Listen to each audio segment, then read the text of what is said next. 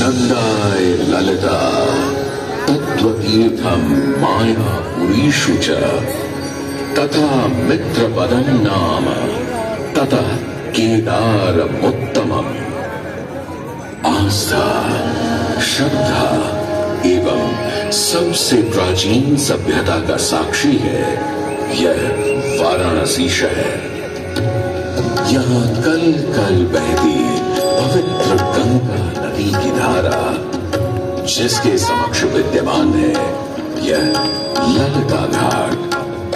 मत्स्य पुराण में तीर्थों की चर्चा के अवसर पर ललिता तीर्थ का वर्णन हमें प्राप्त होता है।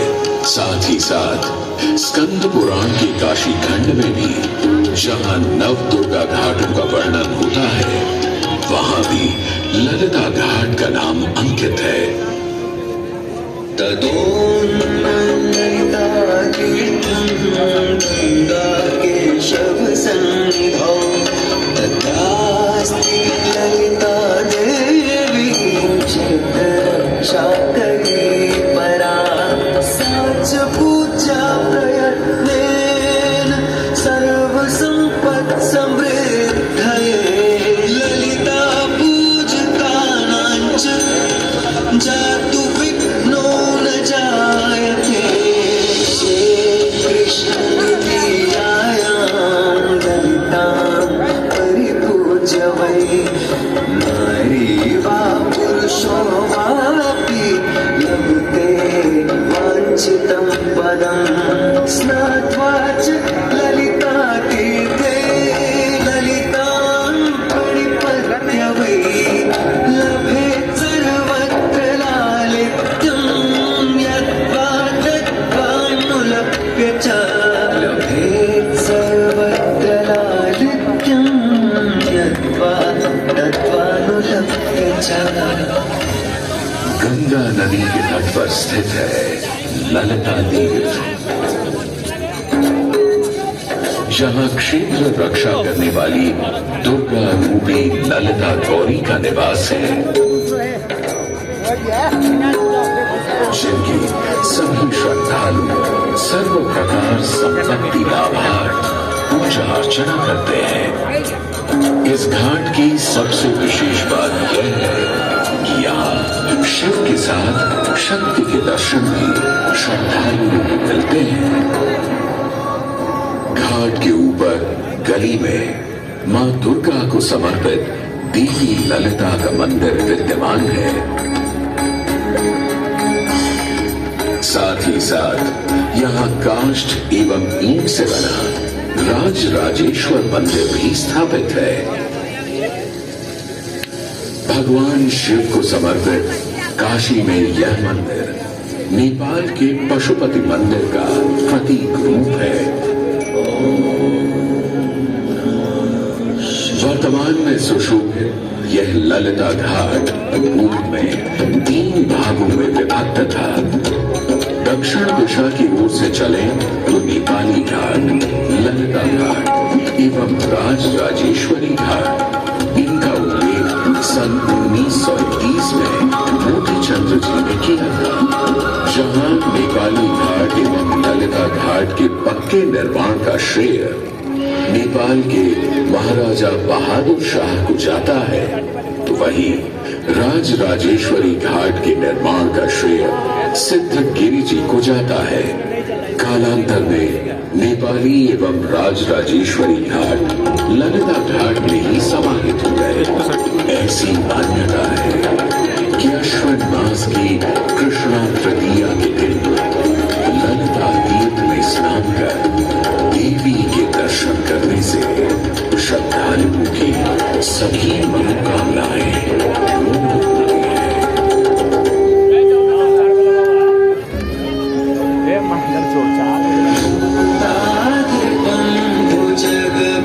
भूषणभूषितांगं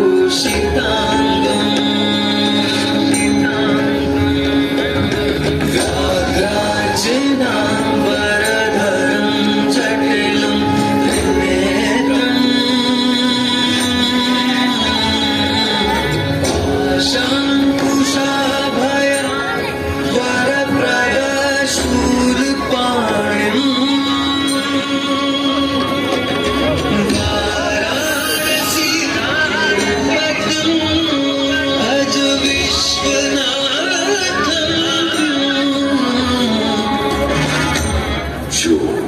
सभी जीवों के स्वामी है, जो सर्पों को आभूषण के रूप में धारण करते हैं, जो बाघ की खाल को सुशोभित करते हैं। सूर्य, चंद्रमा और अग्नि उनके 3 नेत्र हैं तथा वो जटाधारी हैं, पाश, अंकुश और त्रिशूलधारी हैं।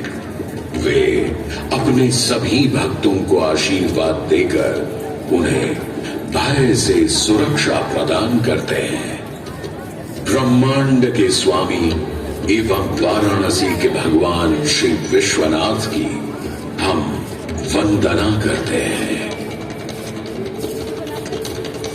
मैं आदि नगरी काशी हूं, वही काशी जो स्वयं भगवान शिव के त्रिशूल पर विद्यमान है। सृष्टि के प्रारंभ में महादेव ने जब पृथ्वी पर अपनी दृष्टि डाली तो उन्हें एक भाग चमकता हुआ प्रतीत हुआ। उसी भाग को भगवान शिव ने काशी का नाम दिया। कालांतर में गंगा नदी के तट पर बसी इस काशी नगरी में समय समय पर अनेकों घाट विकसित हुए, जहां श्रद्धालु आकर पूजा अर्चना एवं स्नान किया करते थे।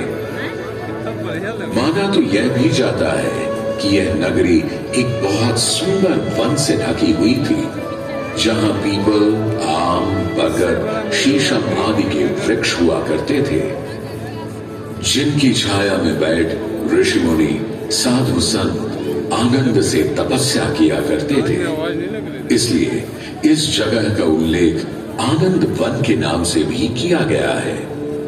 जितनी पुरानी काशी नगरी है, उतना ही पुराना यहाँ का काशी विश्वनाथ मंदिर भी है। भगवान शिव को विश्वेश्वर, विश्वनाथ आदि नामों से भी संबोधित किया जाता है, जिनका अर्थ है संपूर्ण विश्व के स्वामी। किंवदंतियों की माने तो सृष्टि के आदि में जब भगवान शिव एवं मां पार्वती पृथ्वी का भ्रमण कर रहे थे, उन्हें यह स्थान बहुत प्रिय लगा।